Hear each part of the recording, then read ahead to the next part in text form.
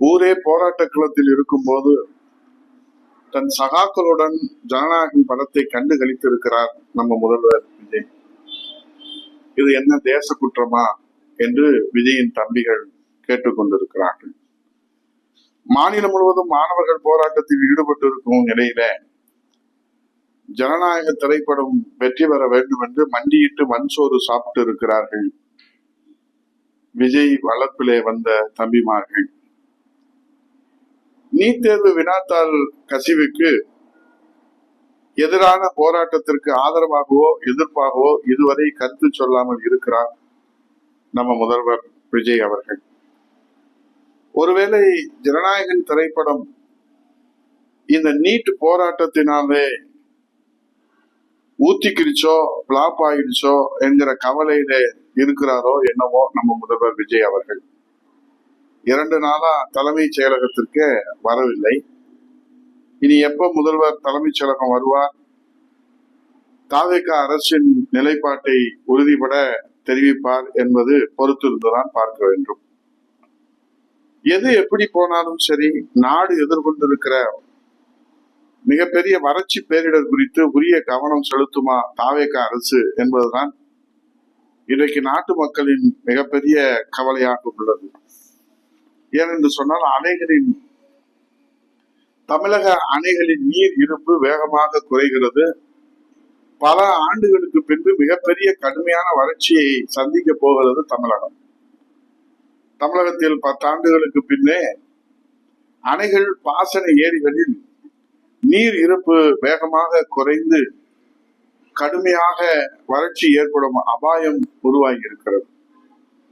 தமிழக நீர்வளத்துறை பராமரிப்பில 90 அணைகள் 14,141 பாசன ஏரிகள் உள்ளது நாம் எல்லோரும் அறிந்த ஒன்று. தமிழகம் மட்டுமின்றி அண்டை மாநிலங்களும் தென்மேற்கு பருவமழை குறைந்து வருவதால் அங்குள்ள அணைகள் பாசன ஏரிகளும் நிரம்பாமல் வறட்சியை நோக்கி சென்று கொண்டிருக்கிறது. தமிழகத்திலே உள்ள 90 அணைகளின் மொத்த கொள்ளளவு 224 TMC ஆகும். தற்போது இவற்றிலே 71.2 TMC நீர் மட்டுமே உள்ளது. இது அணைகளின் மொத்த கொள்ளளவில் 31.7%. பல அணைகள் தூர் வரப்படாமல் கொள்ளளவு பாதிக்கப்பட்டுள்ளது. இதன் மூலம் தெரிய வருகிறது. புரட்சி தமிழரின் குடிமராமத்து திட்டம் கடந்த ஆண்டுகளிலே அது செயல்படுத்தப்படவில்லை. அதிலும் சேரும் சகதியுடன் சொற்ப அளவிலே தான் நீர் உள்ளது. பாசன ஏரிகளிலே 3,483 ஏரிகள் ஏற்கனவே வறண்டு போய்விட்டன.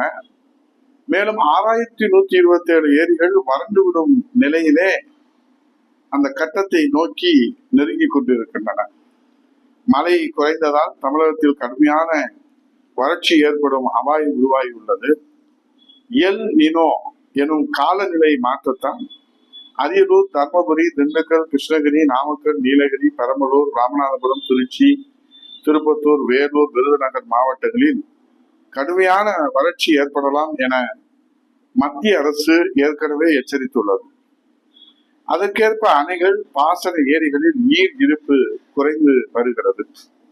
மேய்ச்சல் நிலங்களும் காய்ந்து கிடப்பதால் கால்நடைகளுக்கான தீவன பற்றாக்குறையும் அபாயகரமாக நிலையிலே இருந்து வருகிறது. இந்த நிலையிலே தான் நம்முடைய நீர்வளத்துறை அமைச்சர் அவர்கள் மேகதாது குறித்து கேள்வி எழுப்பினால் வாய் திறக்க மறுக்கிறார். காவிரியிலே தண்ணீர் திறந்து விடவில்லை ஜூன் ஜூலை மாதத்திற்கான உச்ச நீதிமன்ற தீர்ப்பின் அடிப்படையிலே என்று கேள்வி கேட்டால் வாய் திறக்க மறுக்கிறார். இப்போது பாசன ஏரிகளிலும் அணைகளிலும் நீர் குறைந்திருக்கிறத, வறட்சியை நோக்கி அபாய கட்டத்திற்கு சென்று கொண்டிருக்கிறது தமிழகம் என்று கேட்டால் அதற்கும் வாய் திறக்க மறுக்கிறார்.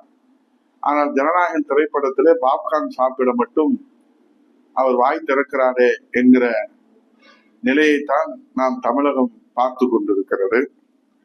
ஆகவே நம்ம முதல்வர் தான் இது குறித்து வாய் திறக்க மறுத்தாலும் நீர்வளத்துறை அமைச்சர் புஷியாவது இதற்காக வாய் திறந்து தமிழ்நாட்டு மக்களுக்காக என்ன நடவடிக்கைகள் தாவேக அரசு எடுத்திருக்கிறது என்று சொன்னால், இந்த வறட்சி அபாய நோக்கி சென்று கொண்டிருக்கிற தமிழகத்திற்கு ஒரு பாதுகாப்பு அரணாக தாவேக அரசினுடைய நடவடிக்கைகள் அமையுமா என்பதை பொறுத்திருந்துதான் நாம் பார்க்க வேண்டும்.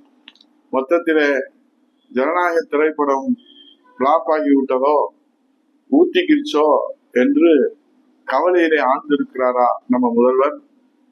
கவலையிலிருந்து வெளியே வருவதற்கு தமிழ்நாட்டு மக்கள் என்னதான் செய்ய முடியும் தெரியவில்லையே. விஜயின் தம்பிமார்கள் மண்டியிட்டு மண்சோறும் சாப்பிட்டு பார்த்தார்கள், தீர்வுதான் கிடைக்கவில்லையே. நாம் என்னதான் செய்ய முடியும்? நீட் தேர்வு போராட்டத்தினால் ஜனநாயக போராட்டம் தோல்வடைந்து விட்டதோ என்கிற கவலையிலே இருக்கிறாரா நம்ம முதல்வர்? மீண்டு எழுந்து மேகதாது அணையை மீட்க வருவாரா? மீண்டு எழுந்து டெல்டா பகுதியை மீட்க வருவாரா?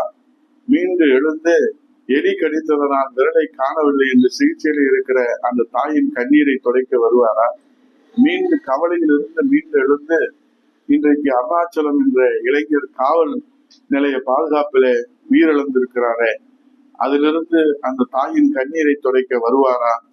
எங்களுக்கு சாதி வேண்டாம், நீதிதான் வேண்டும் என்று போராடுகிற அந்த விஜயை தமிழகத்திலிருந்து காணவில்லையே என்று தேடிக்கொண்டிருக்கிறது ஜென்சி தலைமுறை. விடை கொடுப்பாரா விஜய்? நன்றி, வணக்கம்.